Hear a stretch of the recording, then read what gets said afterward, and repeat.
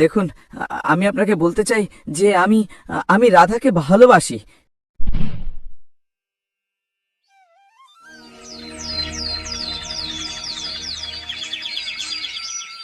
আদিত্য হাতে কুঠার ধরে ঘন জঙ্গলের ভেতরে এক গাছের সামনে দাঁড়িয়েছিল।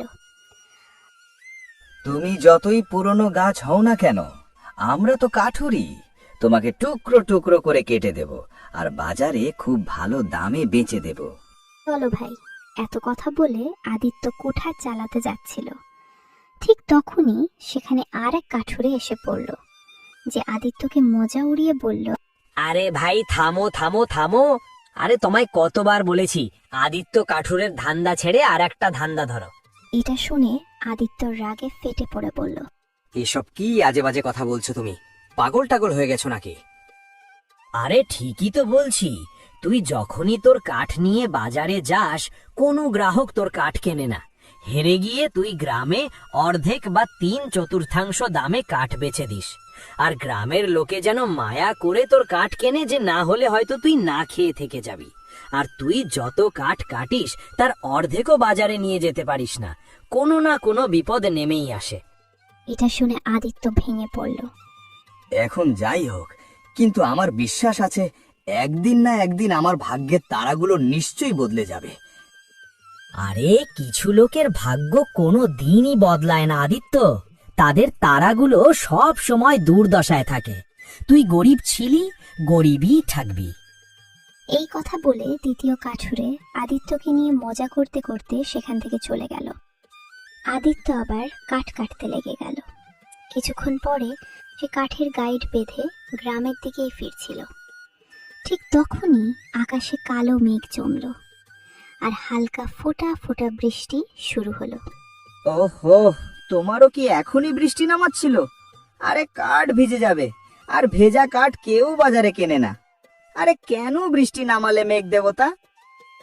তখন প্রবল বর্ষা শুরু হলো।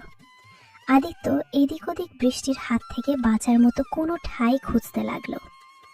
হঠাৎ তার চোখ একটা ভাঙাচোরা ধ্বংসাবশেষের উপর পড়ল। আদিত্য তাড়াতাড়ি সেই ধ্বংসাবশেষের ভেতরে ঢুকে গেল। চল, ভালোই হলো এই ধ্বংসাবশেষটা পেলাম, না হলে আমাদের সব পরিশ্রমে সত্যিই জল ঢেলে যেত। তখনই আদিত্যের কানে একটা সিংহের গর্জন ভেসে এলো। আদিত্য যখন চারদিক দেখতে লাগলো, তখন অন্ধকারে দুটো জল জলে চোখ দেখতে পেল, যা সরাসরি তারই দিকে এগিয়ে আসছিল।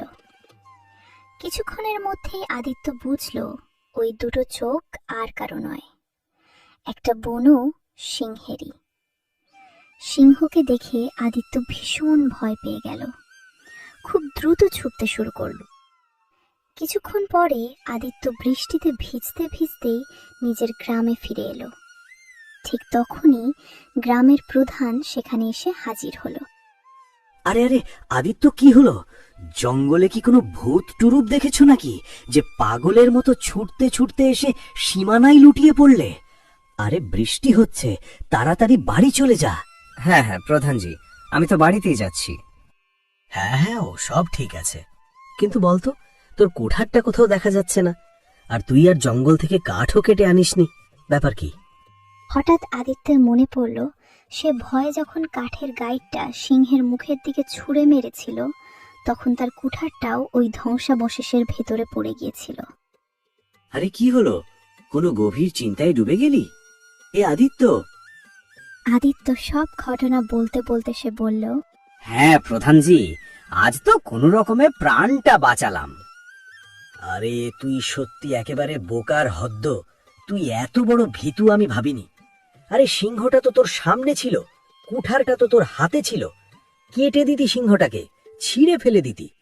আরে তাতে তোর বীরত্বের কেশর মালা গেয়ে উঠত, আর কে জানে ওই কারণেই হয়তো তোর কাঠও বিক্রি হতে শুরু করত, তুই বিখ্যাত কাঠুরে হয়ে যেতি। কিন্তু তুই বিখ্যাত কাঠুরে কোথা থেকে হবি? তোর তো কিসমতি পোড়া, তুই কোনোদিন ভাগ্যবান হতে পারবি না। সুযোগটা সামনে ছিল, তুই সেখান থেকে পালিয়ে এলি আর কি। যা যা, বাড়ি গিয়ে আরাম কর, বাহাদুর নাকি। এত বলে প্রধান আদিত্যকে নিয়ে হাসাহাসি করতে করতে চলে গেল। কিছুক্ষণ পরে আদিত্য বাড়ি ফিরে এলো। আর নিজেকেই বলতে লাগলো, দ্বিতীয় কাঠুরের কথা ঠিকই ছিল। আমার ভাগ্যের তারাগুলো সবসময় দুর্দশার ঘেরাটোপেই থাকবে, আর কিছু মানুষের ভাগ্য সত্যি সত্যি কখনো বদলায় না। ও যেন ঠিকই বলেছিল। আমার হাতে কি সুন্দর একটা সুযোগ ছিল যা আমি হারিয়ে ফেললাম। আরে আমার মাথায় একটা কথাও আসেনি। কি বলবো এখন? এত বলে আদিত্য ঘুমের গভীর আলিঙ্গনে ঢুকে পড়ল।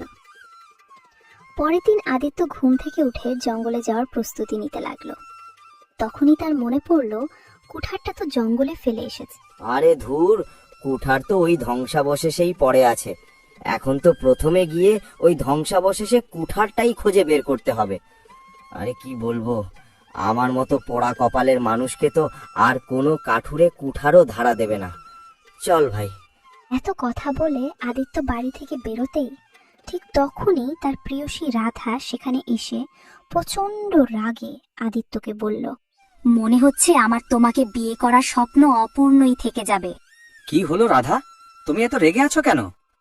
কাল পাত্রপক্ষ আমাকে দেখতে এসেছিল আর আমাকে পছন্দ করে চলে গেছে। শেষ পর্যন্ত তুমি আমার বাবার সঙ্গে আমাদের বিয়ের কথা কখন বলবে? এটা শুনে আদিত্য রেগে গিয়ে রাধাকে বলল, আরে তুমি তো এমন করে বলছো যেন তোমার বাবা কোনো দরিদ্র গরিব কাঠুরে। আরে তোমার বাবা তো গ্রামের জমিদার। সত্যি যদি উনি আমাদের প্রেমের কথা জেনে যান তাহলে আমাদের প্রাণই নিয়ে নেবেন।